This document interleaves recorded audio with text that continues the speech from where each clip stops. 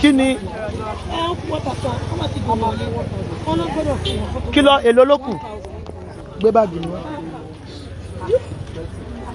Ìyanu network ó ti tó, ó ti tó, ó ti tó, ó ti tó, ó ti tó.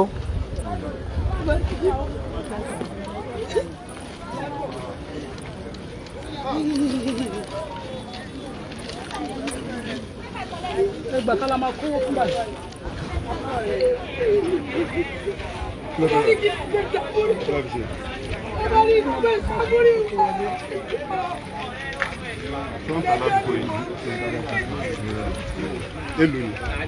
Ó ti tó, ó ti tó.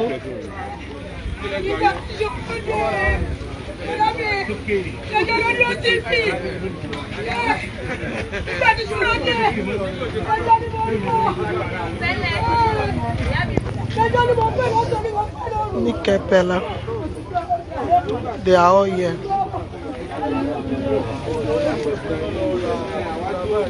Bose, Yoko, Bombita. Everybody is here to give the last respect.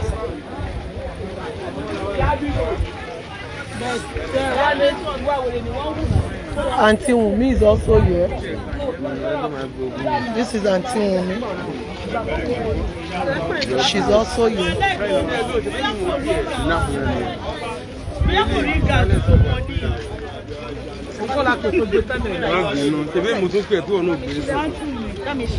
Show Yabi.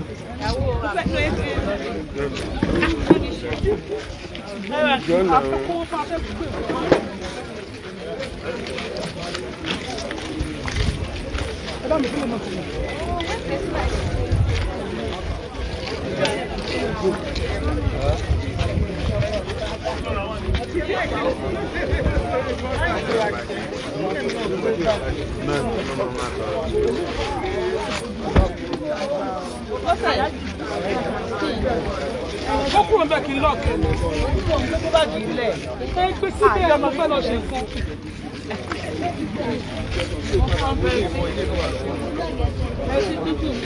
Bẹ́ẹ̀ ni ó kù sí. Ìlọrin tè.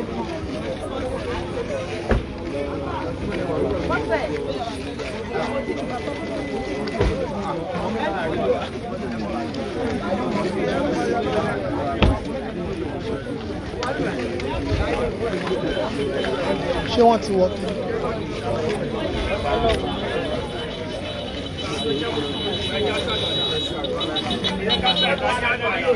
Hallelujah, salam.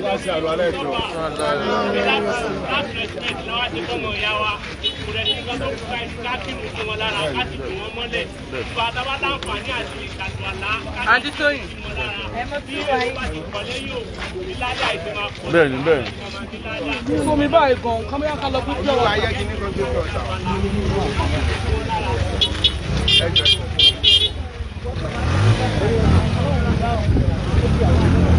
Ọ̀túnba.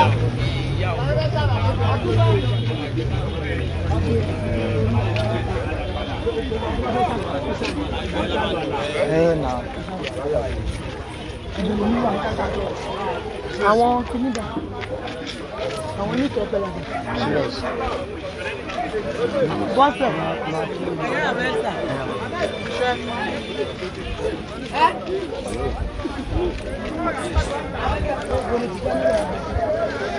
Kíkìrì mọ́ bàjẹ́ rẹ̀.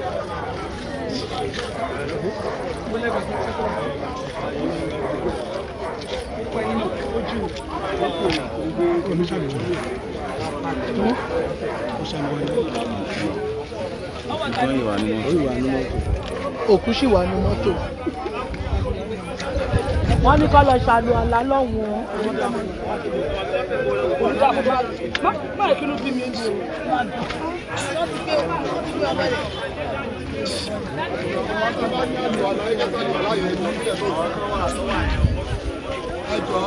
Lanco is here too. Lanco.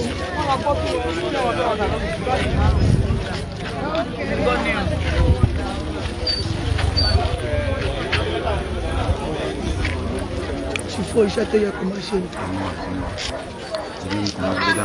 Màmá fíìmù everybody. Wọ́n fẹ́ ṣe ní sẹ́kì tẹ̀ bí báyìí o. Finish ní tó bá lọ tọ̀.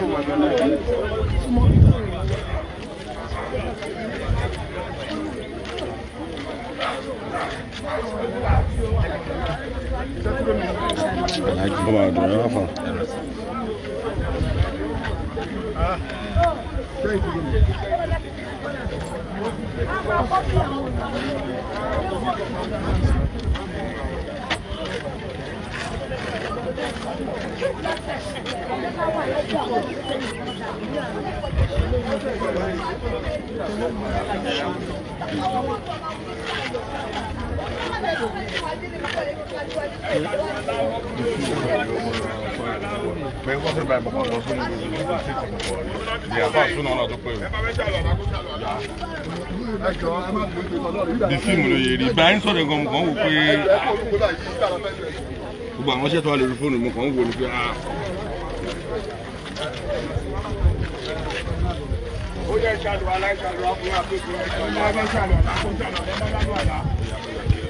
pákó yẹn náà la máa lò pákó yẹn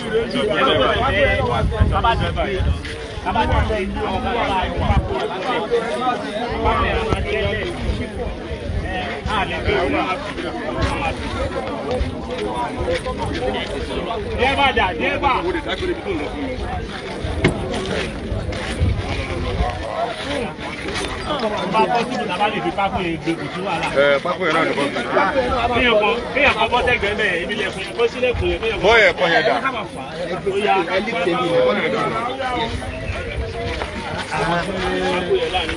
Oya wá sọ fọ́tò ẹ máa bọ́ ọ̀pọ̀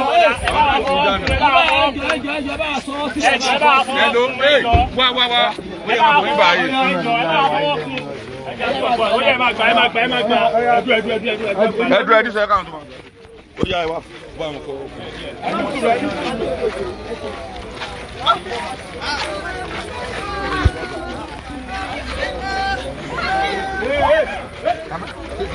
Ẹjọ́ bá kí n kọ́ máa dèbí nà.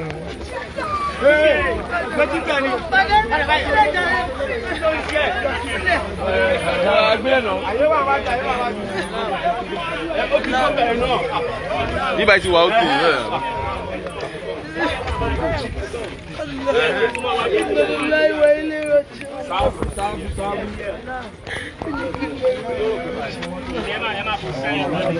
Kílẹ̀.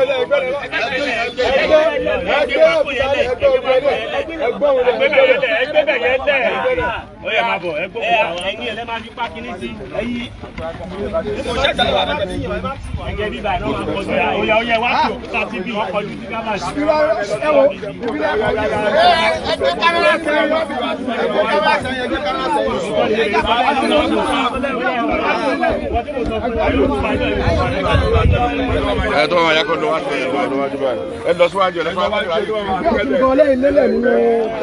Sorry. Àǹtí mi, abẹ́ kí òun sí wọn lára mò ń bọ̀ máa pè yín. Ẹgbẹ́ ilé ìṣílẹ̀ díẹ̀ ó ti dàbẹ́ yẹn.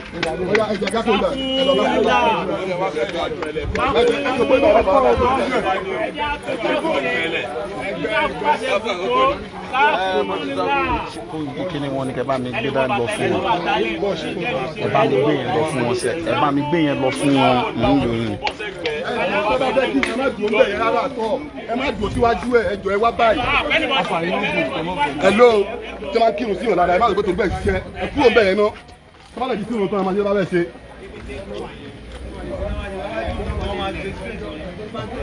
Wọ́n ṣe máa lọ.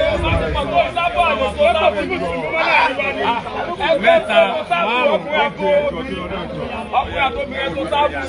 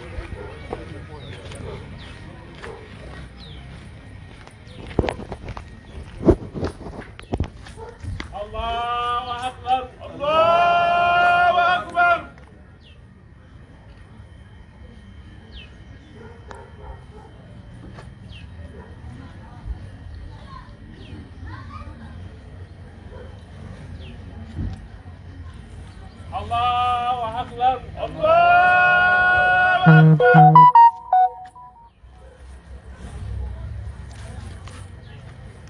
Assalamu alaikum wa rahmatullah. Assalamu alaikum wa rahmatullah. Assalamu alaikum wa rahmatullah. Assalamu alaikum wa rahmatullah. Ini ya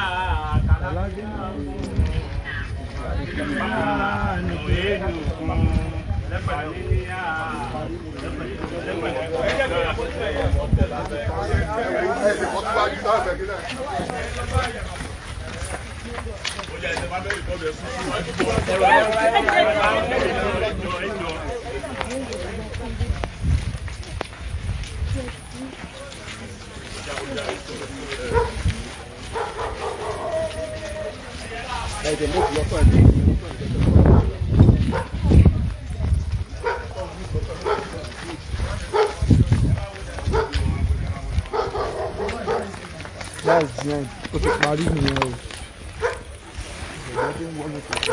Ibi ìfẹ́ fún omi parí nìyẹn o. Gbogbo wa mọ̀ sí ìdẹ̀jọ́ tó mú ní ìdẹ̀jọ́. Ibi ìfẹ́ fún náà ni àwa báyìí. Kí Olódùmarè kí ọlọ́ba wa tẹ̀ wọ́n.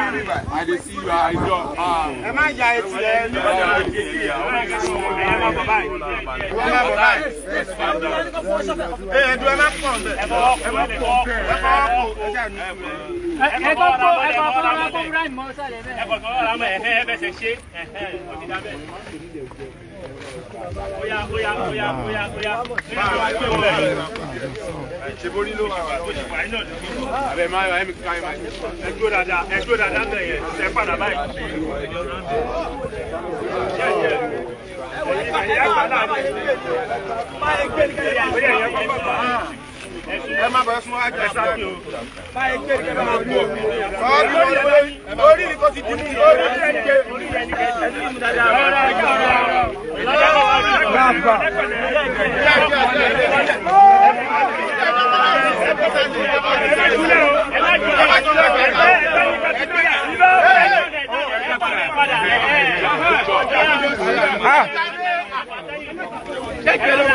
Agbanijà o ma ṣe òde lọ́wọ́ jókòó sí ẹ̀yẹ ní sùúrù. Ẹ má pariwo mọ́ ṣí ọmọ kù. Má para fún. Ó ṣá. Oya má bọ́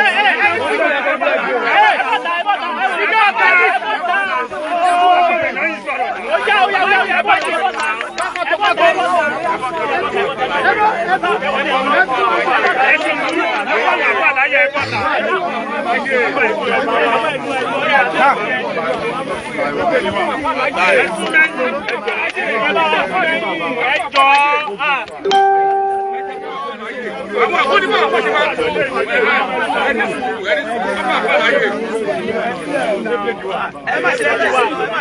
wọ́n ní láti tu okùn rẹ̀ bá fún rẹ̀ adé ní sùúrù ẹ̀ wọ́n máa láyé. ẹ jẹ́ rọra ẹjọ́ tó lọ mo kọ́ lọ́wọ́ ẹ mọ̀ ń pariwo ẹjọ́ ni ẹ gbọ́ tó ti ṣe bẹ́ẹ̀ ó ti ṣe àtúntò ìwà àìlè ìṣẹ́ni tó bá lára.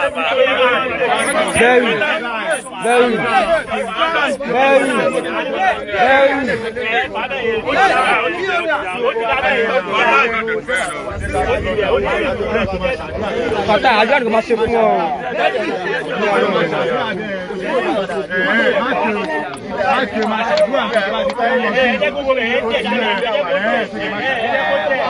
Àjọ àkọsàlẹ̀ àfáà àbúrú ẹ̀ àwọn àbúrú ẹ̀ àdúgbò.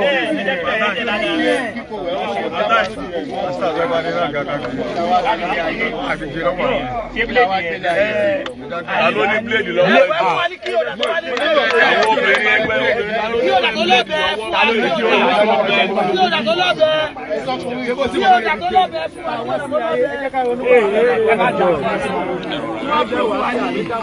Ẹjọ́. Jẹ́wọ́ ní blade. Tí ọmọ wa pè wá sí àrílẹ̀ ìdáná. Ẹ fún wa ní kí o dà. Blade.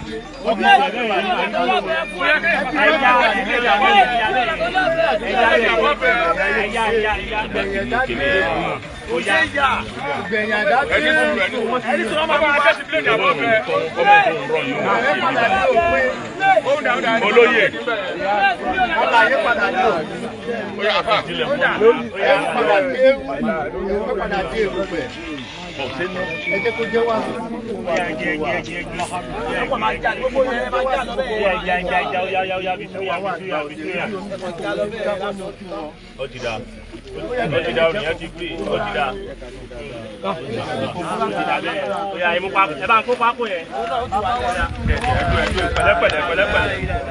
Ẹjọ́ tó alájọ kí o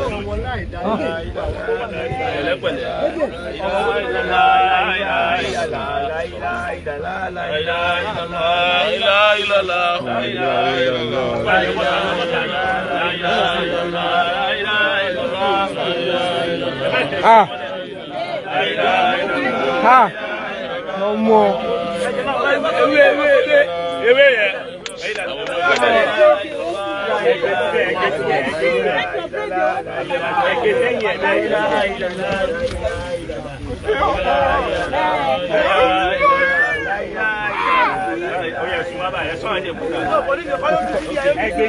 Ẹgbẹ́ síbẹ̀ náà. Ẹ bá wa já ewé yẹn kẹta. Ẹgbẹ́ bá kó lóyè rí.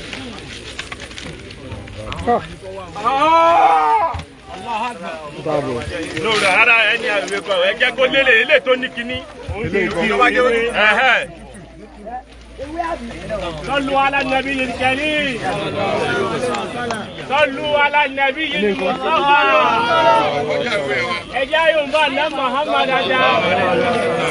الحمد لله الذي خلق الموت والحياة ليبلوكم أيكم أحسن عملا وهو العزيز الغفور جماعة اجاني الحمد لله اجاني الحمد لله اجاني أقوى ولدي يوم torí pé alápàdúpẹ́ lọ́lọ́run bí brọ̀dá wa Abdulrahman tó bá jẹ́ kó ya wèrè ni báwo láti máa rí lé ní àbí tí nǹkan kan bá ń ṣe táwa náwó lé lórí àpàdà tọrọ kú fún ni àmẹ́lẹ́ ìtọ́lọ́run ṣe yìí náà ọlọ́run ṣe kí ni ọlọ́run fi bò láṣìírí ni ọlọ́run kó wá wọlá àlùbáríkà ní Muhammad òun àkọsọ ẹjẹ́ ká farabalẹ̀ ẹjẹ́ adákẹ́ ẹjẹ́ kun torí ọlọ́run ìpẹ́yìn là ń ṣe yìí o kò sí nǹkan míì mọ́ o àdúrà ló kù o ya Abdulrahman tí Múkàrí àti Nàkírí bá dé tọ́ba bí ẹ pé má rọ̀ fúkà mẹ́ta lọ́lọ́run rẹ jẹ́ kọ́ mọ̀ pé Allahu Rabbi ọlọ́run lọ́ba tó sí nígbà tó ń bẹ láyé ya Abdulrahman bí àwọn màláìkà bọ́ bá dé méjèèjì tó máa ń dé wá bòkúnnù sàárè tọ́ba wá dé wá bá yín pé kí ni nǹkan dáló ànábì wo ló tẹ̀lé jẹ́ kọ́ mọ̀ pé àná Muhammad jíṣẹ́ rẹ̀ nígbà tó ń bẹ láyé táwọn màláìkà bá ń béèrè lọ́wọ́ ẹ̀ pé kí ni nǹkan tó wá gbélé ayé ṣe o tọ́ńbẹ́ wàyí kọ́ mu sọ̀lá wákàtí márùn-ún ẹ̀ òun ló ń kí gbé wákàtí márùn-ún yẹn kò bọ́ lọ́wọ́ ẹ̀ nígbà tó ń bẹ láyé wàyí dáhùn zakat yẹn náà òun ṣe kí ni òun yàn bá gbára yẹn ṣe ká wà sọ́ọ̀mù Ramadan bí Ramadan bá débi tí ń bọ̀ lọ́nà yìí ìwọ náà ṣe kí ni ó gbà ó fi ṣèbádà fọlọ́run wà á dùn bẹ́ẹ̀tì bó bá lówó ní nígbà tó ń bẹ láyé ni ìwọ náà ṣe kí ni ó lọ Mákà ìyá Abdulrahman àtúntún ẹ pẹ̀lẹ́ kan sí ìpéjọ wa lẹ́nìí kò sí nǹkan kan tá a fẹ́ dá wájú ọlọ́run kò sí jílẹ̀bẹ̀ kan tá a fẹ́ jẹ ní ká máa bẹ lọ́run lọ bí kọ́lọ́ máa wá forí jì í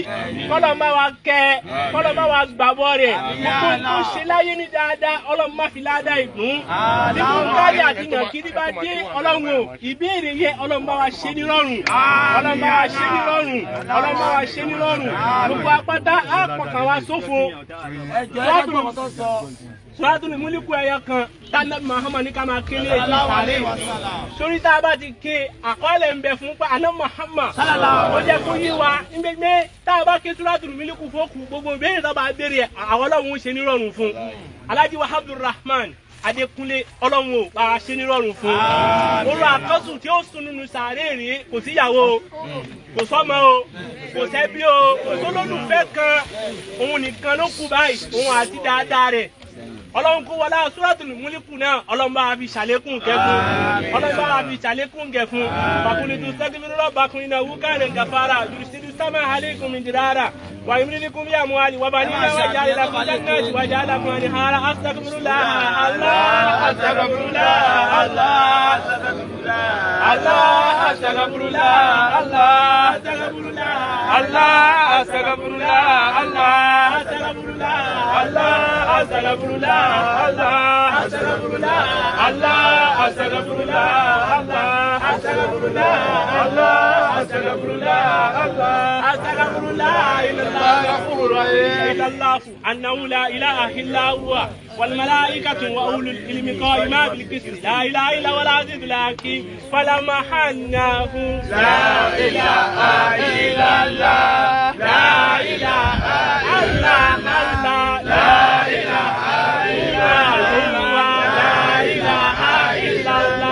لا إله إلا الله لا إله إلا الله لا إله إلا الله لا إله إلا الله لا إله إلا الله لا إله إلا الله لا إله إلا الله لا إله إلا الله محمد رسول الله صلى الله عليه وسلم إن الله وملائكته يصلون على النبي يا أيها الذين آمنوا صلوا عليه وسلم تسليما اللهم صل على محمد وسلم اللهم صل على محمد وسلم اللهم صل على محمد وسلم اللهم صل على محمد وسلم اللهم صل على محمد وسلم اللهم صل على محمد وسلم اللهم صل على محمد وسلم اللهم صل على محمد وسلم اللهم صل على محمد وسلم اللهم صل على محمد وسلم اللهم صل على محمد وسلم اللهم صل على سيدنا محمد الفاتح لما أغلق الآيات الماء سكنا صراط بالحق والهادي إلى صراطك المستقيم وعلى آله ورحانه وجنات نعيم فراه وريانه وجنات نعيم فراه وريانه وجنات نعيم فراه وريانه وجنات نعيم بسم الله الرحمن الرحيم تبارك الذي بيده الملك وهو على كل شيء قدير الذي خلق الموت والحياة ليبلوكم أيكم أحسن عملا وهو العزيز الغفور الذي خلق الموت والحياة ليبلوكم أيكم أحسن عملا وهو العزيز الغفور الذي خلق سبع سماوات طباقا من ترى في خلق الرحمن من تفاوت في خلق البشر ترى من فطور ثم يرجع البصر كرتين ينقلب إليك البصر خاسئا وهو حسير ولقد زينا السماء الدنيا بمصابيح وجعلناها رجوما للشياطين وأعتدنا لهم أصحاب السعير وللذين كفروا بربهم عذاب جهنم وبئس المصير إذا ألقوا فيها كما شاء تكاد تميز من الجيش كلما ألقوا فيها فوجا سلموا كتمثل لم يأتكم نذير قالوا بلى قد جاءنا النذير فكذبنا وقلنا ما أنزل الله من شيء لأن لا ترى وقالوا لا كنا نسمع أو نسمع إن الذين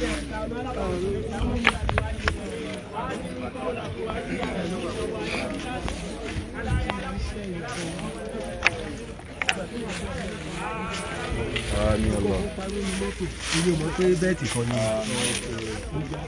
ìwà rọ̀ fún ẹ̀.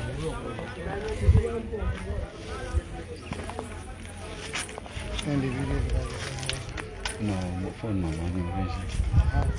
Mo fún pé.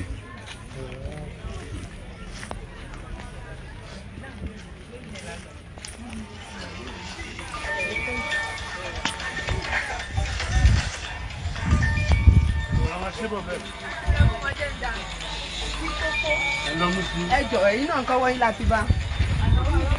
mọ́tò àwọn ẹlẹ́ṣọ́ ẹ̀.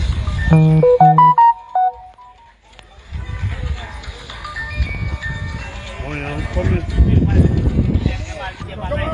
tó bá lọ sí wọn ó lè fi kọ́ tó bá lọ sí jẹ́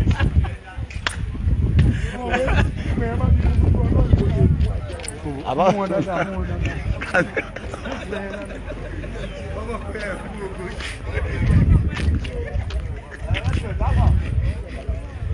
Lọ́wọ́ àlà. Lọ́kọ̀ọ́ jẹ.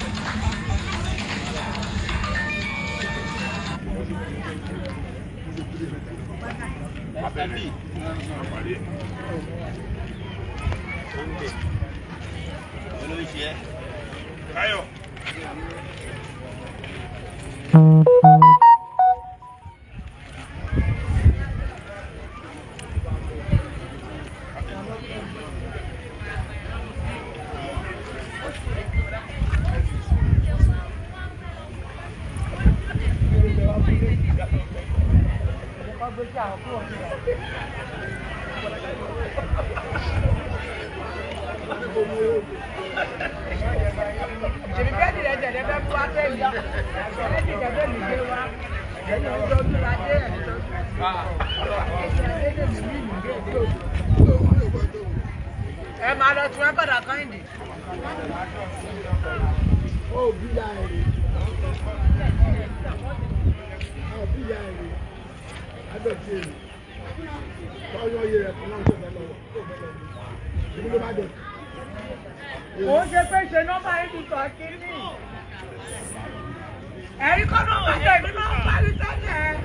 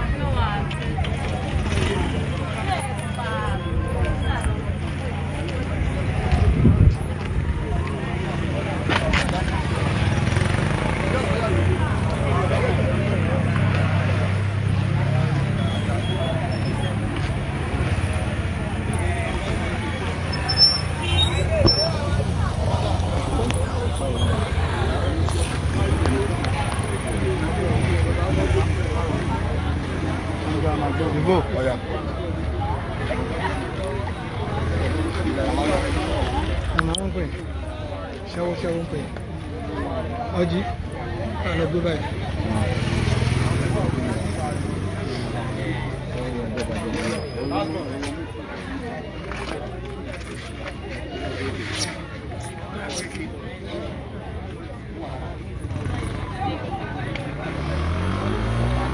Wọ́n ń béèrè àwọn colleagues báwo like mọ̀yì àwọn tó wà ń bí báyìí. A lot of the colleagues are here. A lot of them. Bye for now.